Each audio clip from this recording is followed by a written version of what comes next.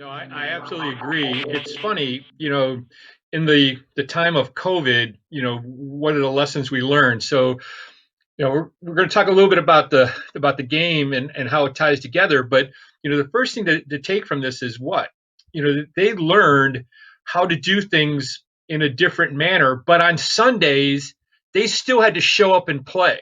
They may have had to do Zoom meetings and this kind of stuff, but on Sundays, it still were the basics, the fundamentals. That never went away. Okay, that never went away. And I think the one of the biggest messages to take from what we saw on Sunday is that even though we're in this time of COVID and we have to do these Zoom meetings and things are more technology driven, the question we have to ask ourselves is what technology cannot replace? And that's the basic fundamentals of sales and marketing that we do on a daily basis.